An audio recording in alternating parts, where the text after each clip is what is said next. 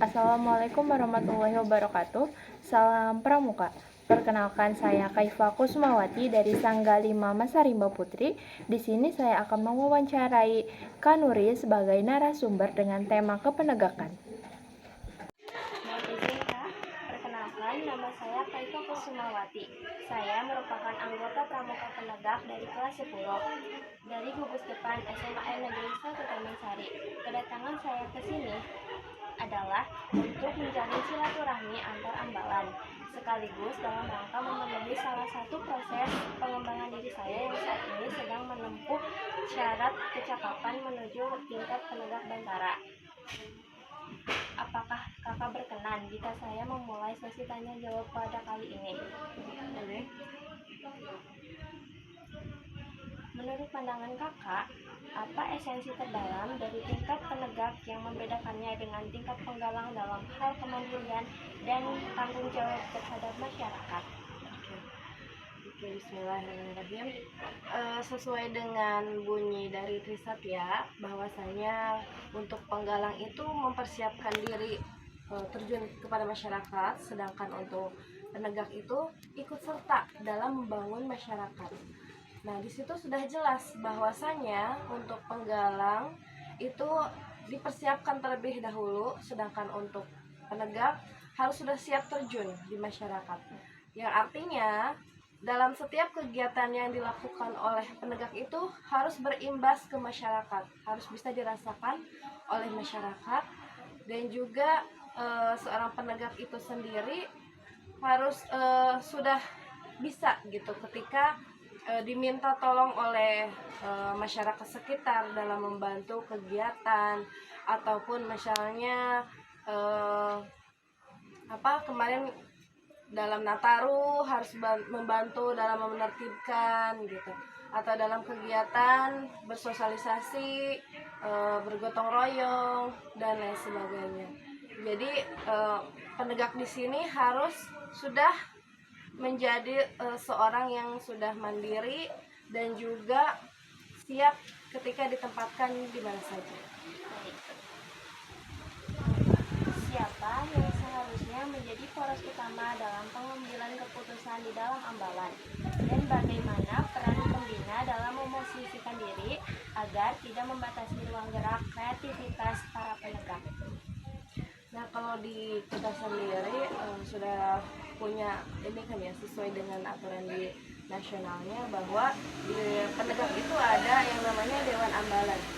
Dewan Ambalan yaitu Pradana, terus Krani, Hartaka, dan juga Juru Adat. Nah, mereka lah yang mempunyai andil dalam maju tidaknya sebuah ambalan. Nah, yang mengambil keputusannya sudah pasti Pradana, karena Pradana yang dipilih oleh anggota ambalan ketika musyawarah ambalan. Kalau untuk andil pembina sendiri di kami itu, kita tidak terlalu banyak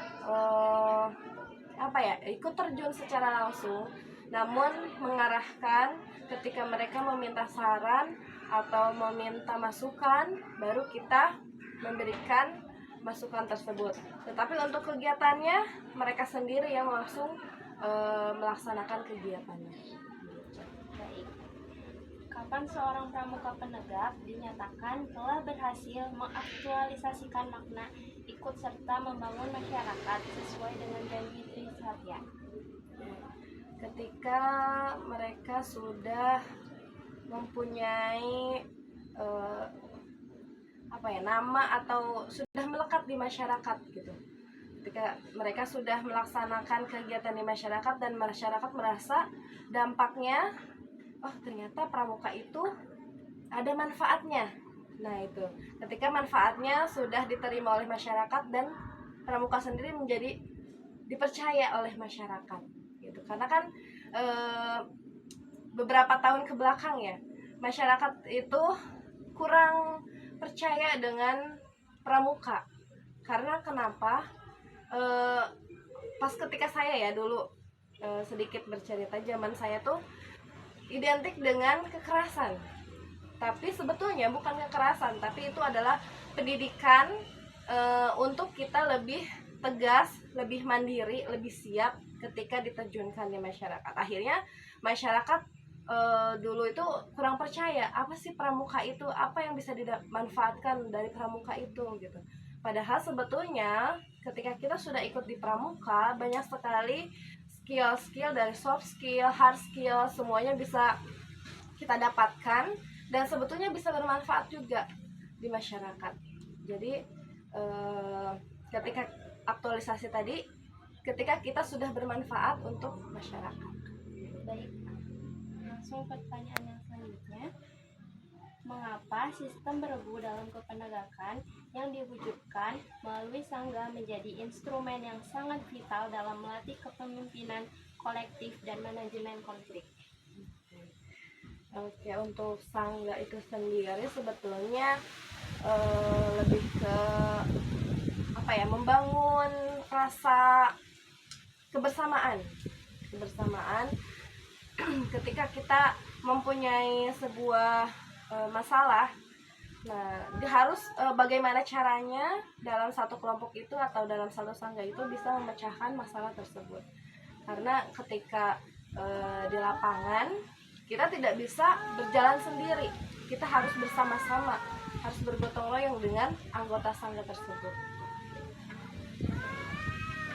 Bagaimana mekanisme pembinaan yang paling efektif untuk menumbuhkan jiwa kewirausahaan dan kemandirian ekonomi pada diri penegak sebagai bekal mereka sebelum memasuki dunia dewasa? Untuk bekal kewirausahaan itu penting sekali ya, untuk khususnya di penegak ya. Kebetulan kalau di Ambalan kita juga itu ada bidang di kewirausahaan. Nah, mereka itu mencoba untuk menyiapkan atribut-atribut yang misalnya sekiranya akan dibutuhkan oleh anggotanya ketika tidak punya. Jadi nanti mereka bisa membeli di Ambalan, lalu nanti uangnya yang sudah terkumpul akan dimasukkan ke dalam uang kas, nanti bisa diolah lagi untuk kegiatan di Ambalan, seperti itu. Jadi jiwa kewirausahaan ini penting sekali diterapkan untuk persiapkan juga ya ketika kita sudah tidak lagi di bidang pendidikan di sekolah gitu, maksudnya sudah keluar gitu ya, kita sudah siap nih ketika kita mempunyai peluang untuk berbisnis atau berwirausaha, kita sudah ada bekalnya ketika di pramuka tadi.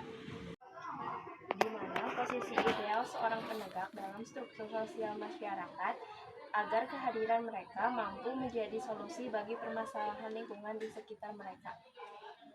Posisi penegak itu kalau bisa ini ya, di atas. Jadi ketika dipersiapkan, ketika diminta pertolongan tuh sudah siap gitu. Karena kan penegak sesuai dengan Trisatyanya ikut serta dalam membangun masyarakat. Jadi harus siap ketika dimintai pertolongan. Baik, jawaban yang cukup memuaskan Ustazah Nuri. Saya cukupkan sampai di sini. Wabillahi taufiq wal hidayah. Wassalamualaikum warahmatullahi wabarakatuh. Waalaikumsalam.